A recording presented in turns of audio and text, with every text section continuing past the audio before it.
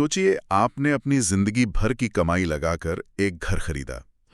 Registry हो गई, आपने गृह प्रवेश भी कर लिया, और फिर सालों बाद एक दिन आपके दरवाजे पर एक नोटिस आता है कि ये घर आपका है ही नहीं। पता चलता है कि जब आपने ये सौदा किया था उस वक्त इस प्रॉपर्टी पर एक अदालती केस चल रहा था और अब फैसला आ चुका है आपके खिलाफ। ये कोई काल्पनिक डर नहीं है, बल्कि एक हकीकत है जो भारतीय संपत्ति कानून के एक बहुत शक्तिशाली सिद्धांत की वजह से पैदा होती है। जी। आज हमारे पास जो स्रोत हैं, उनके आधार पर हम इसी कानूनी दांवपेच को समझने की कोशिश करेंगे। ये सिद्धांत है लिस पेंडेंस, यानी संपत्ति अंतरण अधिनियम 1882 की धारा 52। अच्छा। हम जानेंगे कि ये क्या है, इसे क्यों बनाया गया, और सबसे जरूरी, ये एक आम निर्दोष खरीदार के लिए एक अनदेखा जाल कैसे बन सकता है। चलिए तो फिर शुरू से शुरू करते हैं। ये नाम ही बड़ा अजीब है, लिस पेंडेंस। इसका मतलब क्या है? ये लैटिन भाषा से आया है। लिस का मतलब है मुकदमा और पेंडेंस का मतलब है लंबित। लंबित? हाँ, तो सीधा सा मतलब हुआ एक मुकदमा जो अभी चल रहा है, जिसका फैसला नहीं आया है। ओके। और ये सिद्धांत कहता है कि अगर किसी अचल संपत्ति पर किसी अदालत में कोई केस चल रहा है, तो उस केस का कोई भी पक्ष उस संपत्ति को इस तरह बेच या ट्रांसफर नहीं कर सकता जिससे दूसरे पक्ष के अधिकारों पर कोई असर पड़े। अच्छा, मतलब एक तरह से अदालत ये कह रही है कि भाई जब तक खेल चल रहा है और नतीजा नहीं आ जाता, कोई भी गोलपोस्ट नहीं हिला सकता। बिल्कुल सही एनालॉजी है, और इसके पीछे एक बहुत मजबूत तर्क है जिसे कानून की दुनिया में डॉक्ट्रिन ऑफ नेसेसिटी या जरूरत का सिद्धांत कहते हैं। जरूरत का सिद्धांत? हाँ, सोचिए अगर ये नियम ना हो तो क्या होगा। दो लोग एक जमीन के टुकड़े के लिए मान लीजिए 10 साल तक केस लड़ते हैं। एक पार्टी केस जीत जाती है, लेकिन पता चलता है कि हारने वाली पार्टी ने तो केस के दौरान ही वो जमीन किसी तीसरे आदमी को बेच दी थी। तो जीतने वाली के हाथ में क्या आया? बस एक कागज का टुकड़ा, एक अदालती फैसला जिसका कोई मतलब ही नहीं रहा। एग्जैक्टली। न्याय निरर्थक हो जाएगा। धारा 52 यही सुनिश्चित करती है कि अदालत का फैसला सर्वोपरि रहे और उसे इस तरह से बेकार न किया जा सके। ये पूरी न्यायिक प्रक्रिया की गरिमा को बचाता है। तो क्या ये हर तरह के प्रॉपर्टी विवाद पर लागू होता है? मान लीजिए एक मकान मालिक और किराएदार के बीच किराए को लेकर कोई झगड़ा है, तो क्या मकान मालिक उस दौरान घर नहीं बेच सकता? बहुत अच्छा सवाल है, और इसका जवाब है नहीं। ये हर मामले पर लागू नहीं होता। अच्छा। स्रोतों के मुताबिक इसके लागू होने के लिए कुछ खास शर्तें हैं जो पूरी होनी चाहिए। पहली शर्त तो यही है कि मुकदमा एक सही अदालत में होना चाहिए जिसके पास उस मामले को सुनने का अधिकार यानी जुरिस्डिक्शन हो। और दूसरी शर्त भी दिलचस्प है कि मुकदमा असली होना चाहिए, किसी को धोखा देने के लिए मिलीभगत से ना किया गया हो। बिल्कुल। मतलब आप सिर्फ किसी को प्रॉपर्टी बेचने से रोकने के लिए झूठा केस नहीं कर सकते। सही बात है। कानून को ढाल की तरह इस्तेमाल करना है, तलवार की तरह नहीं। तीसरी और सबसे जरूरी शर्त यह है कि विवाद सीधे सीधे उस अचल संपत्ति के मालिकाना हक यानी टाइटल से जुड़ा होना चाहिए। अच्छा, जैसा मैंने पूछा, किराए की वसूली का मामला इसके दायरे में नहीं आएगा? नहीं आएगा। मामला प्रॉपर्टी के हक, उसके बंटवारे जैसे मौलिक सवालों पर होना चाहिए। और हाँ, संपत्ति बेचने वाला व्यक्ति केस में शामिल पार्टियों में से ही कोई एक होना चाहिए और उस बिक्री से दूसरे पक्ष के अधिकारों पर सीधे तौर पर असर पड़ना चाहिए। ठीक है, ये शर्तें समझ में आती हैं, लेकिन यहाँ एक और सवाल उठता है, ये लंबित मुकदमा आखिर शुरू कब होता है और खत्म कब? ये टाइमलाइन बहुत जरूरी है, क्योंकि अगर आपने केस फाइल होने से एक दिन पहले प्रॉपर्टी खरीदी और किसी ने एक दिन बाद, तो दोनों के नतीजों में जमीन आसमान का फर्क हो सकता है। ये एक बहुत ही महत्वपूर्ण तकनीकी बिंदु है। कानून कहता है कि मुकदमा सिर्फ अर्जी यानी प्लेंट दाखिल करने से लंबित नहीं माना जाता। तो फिर कब से? ये तब शुरू होता है जब अदालत उस अर्जी को विचार के लिए विधिवत रूप से रजिस्टर कर लेती है। अच्छा। और ये खत्म कब होता है?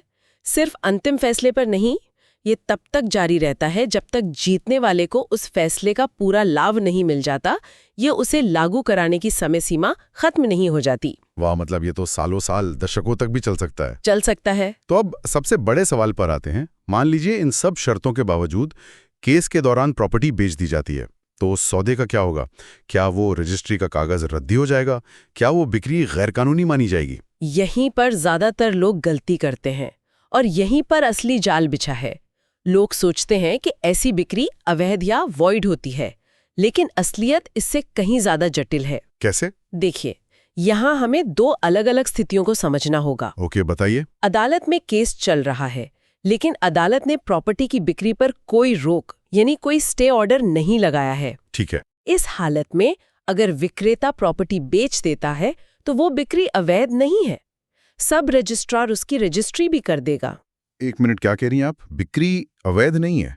मतलब मेरे नाम पे रजिस्ट्री हो सकती है, मैं स्टैम्प ड्यूटी भर सकता हूँ और फिर भी सब कुछ गड़बड़ हो सकता है? हाँ, यही तो वो जाल है जिसकी हम बात कर रहे थे। बिल्कुल।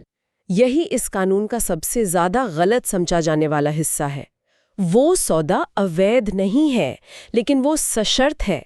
वो पूरी तरह से उस चल रहे मुकदमे के अंतिम फैसले के अधीन है। अधीन है मतलब आपके हाथ में रजिस्ट्री का कागज तो होगा, लेकिन उस पर अदालत के फैसले की तलवार लटकी रहेगी।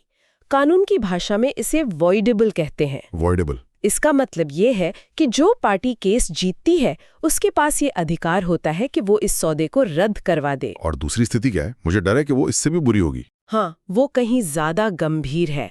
अगर अदालत ने बिक्री पर साफ साफ रोक लगा रखी है, एक स्टे ऑर्डर जारी किया है और उस आदेश का उल्लंघन करके प्रॉपर्टी बेची जाती है, तो वो सौदा शुरू से ही अवैध और शून्य यानी वॉइड माना जाएगा। कानून की नजर में वो सौदा कभी हुआ ही नहीं। अच्छा। और तो और ऐसा करना अदालत की अवमानना भी है, जिसके लिए अलग से सजा हो सकती है। तो इस पूरी कहानी में सबसे ज्यादा पिस्ता तो वो बेकसूर खरीदार है जिसने अपनी मेहनत की कमाई लगा दी ये सोचकर कि उसे एक साफ सुथरी प्रॉपर्टी मिल रही है। निश्चित रूप से खरीदार के लिए 3 बड़े खतरे हैं। पहला और सबसे बड़ा, जैसा हमने चर्चा की, संपत्ति खोने का खतरा। अगर बेचने वाला केस हार गया तो खरीदार का टाइटल अपने आप खत्म हो जाता है। आपका पैसा, आपका लोन, आपकी रजिस्ट्री पर लगा खर्च सब डूब सकता है। आपका भाग्य पूरी तरह से एक ऐसे मुकदमे से बन जाता है जिसके बारे में शायद आपको पता भी नहीं था। बिल्कुल। और दूसरा खतरा धोखाधड़ी का है ना? क्योंकि ज्यादातर मामलों में बेचने वाला ये बात छुपाता ही होगा। हाँ, और हमारे स्रोत बताते हैं कि सुप्रीम कोर्ट ने इसे साफ साफ धोखाधड़ी माना है। आप पैसे वापस पाने के लिए विक्रेता पर केस तो कर सकते हैं, लेकिन सोचिए, हाँ, जो आदमी पहले ही एक केस हारकर प्रॉपर्टी गंवा चुका है उसकी माली हालत क्या होगी? सही बात है। उससे पैसे वसूलना एक और लंबी, महंगी और अनिश्चित कानूनी लड़ाई लड़ने जैसा है। संपत्ति तो वापस मिलना लगभग नामुमकिन है। ये तो वाकई एक बुरे सपने जैसा है। एक बात बताइए, क्या अदालतों ने कभी किसी निर्दोष खरीदार के प्रति कोई सहानुभूति नहीं दिखाई? कानून तो अपनी जगह है, पर न्याय का क्या? ये एक बहुत बड़ा नैतिक सवाल है, लेकिन अदालतों ने बार बार न्यायिक प्रक्रिया की अखंडता को एक व्यक्ति के नुकसान से ऊपर रखा है। अच्छा। स्रोतों में कुछ बहुत अहम केसों का जिक्र है। जैसे बिलाची बनाम फकीरन मामले में सुप्रीम कोर्ट ने कहा कि नया खरीदार अंतिम फैसले से बंधा होगा, भले ही उसे केस के बारे में पता न हो। भले ही उसे पता ना हो? जी। उन्होंने सीधे सीधे क्रेता सावधान रहे यानी कैविएट एम्प्टर के सिद्धांत पर मुहर लगा दी। मतलब आप ये दलील नहीं दे सकते कि मुझे नहीं पता था? बिल्कुल नहीं। फिर एक और मामला है टीजी अशोक कुमार बनाम गोविंदमल। इसमें कोर्ट ने एक और बड़ी बात कही। क्या कहा? उन्होंने कहा कि धारा 52 अपने आप लागू होती है, बाय ऑपरेशन ऑफ लॉ। इसके लिए किसी अलग से अदालती आदेश या पब्लिक नोटिस की जरूरत नहीं है। कानून का होना ही अपने आप में एक चेतावनी है। तो अदालतें लगातार प्रक्रिया को बचा रही हैं, खरीदार को नहीं। क्या विक्रेता की जिम्मेदारी पर भी कोई फैसला आया है? हाँ, विनोद सेठ बनाम देवेंद्र बजाज मामले में सुप्रीम कोर्ट ने कहा कि विक्रेता का मुकदमे की बात छिपाना खरीदार के साथ धोखाधड़ी है। तो उससे खरीदार को कुछ राहत मिलती है? राहत बस इतनी कि उसे विक्रेता पर कार्रवाई करने का आधार मिलता है, लेकिन जैसा हमने कहा, वो पैसे की वसूली के लिए है, संपत्ति वापस पाने के लिए नहीं। इन सभी फैसलों का निचोड़ एक ही है। अदालत की कार्यवाही सर्वोच्च है और जो कोई भी लंबित मुकदमे वाली संपत्ति से छेड़छाड़ करता है वो जोखिम अपने सर पे लेता है। तो इन सब कानूनी दांव पेंच और जोखिमों को देखते हुए एक आम इंसान खुद को इस जाल से कैसे बचाए?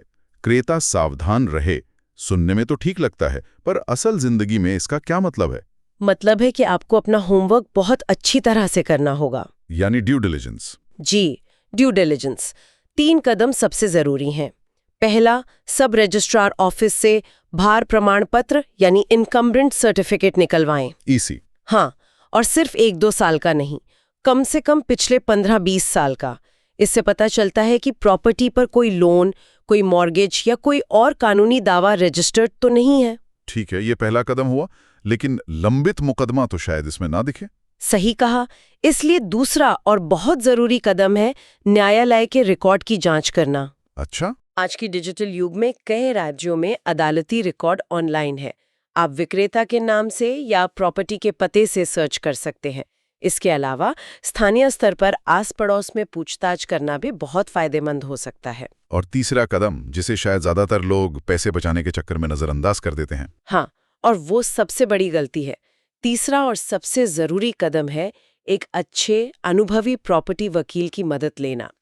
एक अच्छा वकील सिर्फ ईसी नहीं देखेगा, वो पूरी टाइटल सर्च करेगा, वो राजस्व रिकॉर्ड खंगालेगा, पिछले मालिकों की पूरी चेन को जांचेगा और ये सुनिश्चित करेगा कि प्रॉपर्टी का टाइटल शीशे की तरह साफ है। सही बात है। वकील की फीस उस तबाही के सामने कुछ भी नहीं है जो एक गलत सौदे से हो सकती है। बिल्कुल। और मान लीजिए इस पूरी जांच में पता चल जाता है कि प्रॉपर्टी पर केस चल रहा है, तब क्या कोई रास्ता है? देखिए, सबसे सुरक्षित और समझदारी भरा रास्ता तो यही है कि उस सौदे से हाथ पीछे खींच लिए जाएं या फिर मुकदमे के फैसले का इंतजार करें। मतलब उस झंझट में पड़ना ही नहीं है। बिल्कुल नहीं। कुछ लोग खुद को उस केस में पार्टी बनाने की कोशिश करते हैं, लेकिन वो एक लंबी और जटिल प्रक्रिया है। मेरी सलाह यही होगी कि जिस सौदे की शुरुआत ही विवाद से हो, उससे दूर रहना ही बेहतर है। तो कुल मिलाकर ये लिस पेंडेंस का सिद्धांत एक दो धारी तलवार है। एक तरफ ये अदालती प्रक्रिया की आत्मा को बचाता है, ये सुनिश्चित करता है कि अदालतों के फैसले महज कागज के टुकड़े बनकर न रह जाएं। और दूसरी तरफ ये एक अनजान खरीदार के लिए एक भयानक कानूनी जाल बन सकता है। ये न्याय की निश्चितता और एक निर्दोष व्यक्ति के हितों के बीच एक बहुत मुश्किल संतुलन है। हाँ, समस्या कानून में उतनी नहीं है जितनी हमारी व्यवस्था में पारदर्शिता की कमी में है। सही कहा। हमारे स्रोत भी एक बहुत तार्किक सुधार का सुझाव देते हैं। क्यों ना संपत्ति पंजीकरण की प्रक्रिया को लंबित मुकदमों के एक सेंट्रलाइज्ड, आसानी से उपलब्ध डेटाबेस से जोड़ दिया जाए।